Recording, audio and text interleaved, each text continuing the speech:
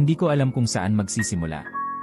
Hanggang ngayon, nanginginig pa rin ako tuwing naalala ko ang nangyari sa amin noong road trip na yon. Hindi ko ito madalas ikwento, pero kailangan kong ilabas ang totoo. Baka sakaling makatulong sa iba na iwasan ang pagkakamaling nagawa namin.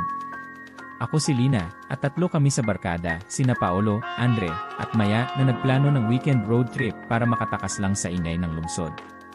Naghanap kami ng mga lugar na hindi masyadong kilala, yung tipong hindi crowded at malayo sa mga usual na destinasyon. Gusto lang naming mag-relax at mag-enjoy sa simpleng probinsya. Una, maayos ang lahat. Maganda ang tanawin habang binabaybay namin ang daan, mga bundok, palayan, at tahimik na baryo. Pero biglang may nangyari na hindi namin inaasahan. Sa gitna ng highway, napakabagal na parang umuusok na ang makina ng kotse namin. At, ayun na, tuluyang nasira. Subukan man naming ayusin, wala kaming magawa. Pinatay namin ang makina at lumabas kami ng kotse para tignan kung anong problema, pero walang signal ang mga cellphone namin. Nagsimula na ring dumilim at hindi na kami makakita ng ibang sasakyan na dumadaan. Nagdesisyon kaming maglakad para humanap ng tulong. Matapos ang halos 1 oras na paglalakad sa maputik at tahimik na kalsada, nakakita kami ng maliit na baryo. Agad kaming nagtungo sa isang bahay para magtanong kung saan kami pwedeng magpatulong sa sasakyan. Sa una, parang tahimik lang ang bayan, pero kakaiba ang pakiramdam namin. Parang may nagmamasid sa bawat galaw namin. Nagbukas ng pinto ang isang matandang lalaki. "May kailangan ba kayo, mga bata?" Tanong niya na tila may kabang nakatingin sa amin. Ipinaliwanag namin ang sitwasyon. Sinabi namin na nasira ang kotse at kailangan namin ng mekaniko o kahit anong tulong. Pero sa halip na tulungan kami agad, hinawakan niya ang balikat ko at mahigpit na sinabing, "Hindi niyo dapat pinili ang lugar na ito. Dapat na kayong umalis bago lumubog ang araw. May aswang dito." Nagkatinginan kami ng barkada. Sino ba naman ang maniniwala sa ganoong kwento? Aswang. Kala ko mga kwento lang yon para takutin ang mga bata. Kaya, bagamat hindi kami komportable, nagpasalamat na lang kami at nagpatuloy sa paghahanap ng tulong. Nang makarating kami sa gitna ng bayan, parang may kakaibang nangyayari.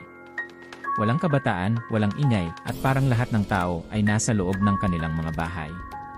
Sinubukan naming magtanong pa sa ibang residente, pero puro warnings lang ang sinasabi nila, "Umuwi na kayo bago gumabi." Lahat sila ay parang takot na takot, pero hindi namin lubos maisip kung bakit. Habang papalubog na ang araw, nagsimula na kaming kabahan.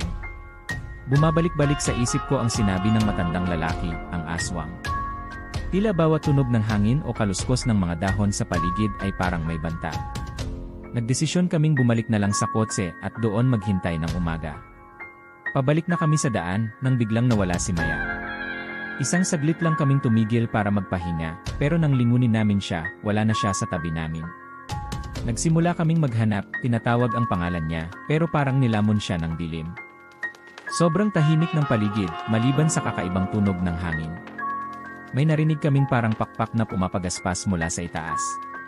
"Tara na," bulong ni Paolo, pero hindi ko maiwan si Maya. Gusto kong balikan siya, pero natatakot akong baka may masamang nangyari na sa kanya. Habang patuloy kaming naglalakad, nakarinig kami ng mga yabag na nagmumula sa gubat malapit sa amin. Mas mabilis na ang tibok ng puso ko. Pakiramdam ko, may kung anong nilalang na sumusunod sa amin. At doon ko nakita may aninong nagtatago sa gilid ng gubat, malapit sa puno ng niyog. Hindi ko alam kung totoo ang nakikita ko o guni-guni lang, pero malinaw, isang bagay na may pakpak at parang tawang hugis. Nakatingin ito sa amin mula sa dilim. Nataranta kami. Tumakbo kami pabalik sa bayan, nagkakandara pa. Hindi na namin inintindi kung ano ang naiwang gamit o kung paano kami makakabalik sa sasakyan. Ang importante ay makalayo kami sa lugar na yon. Nang umaga na, natagpuan namin si Maya malapit sa gilid ng gubat. Hindi siya nagsalita tungkol sa kung ano ang nangyari sa kanya, pero kita sa mukha niya ang takot. Parang may ibang tao siyang nakita na hindi namin kayang maintindihan. Hanggang ngayon, hindi ko alam kung ano talaga ang aswang. Hindi ko alam kung totoo ba o bunga lang ng takot. Pero sigurado ako sa isang bagay, hindi ko na muling babalikan ang lugar na yon. Minsan, ang mga kwentong kinatatakutan natin ay hindi lang basta kwento.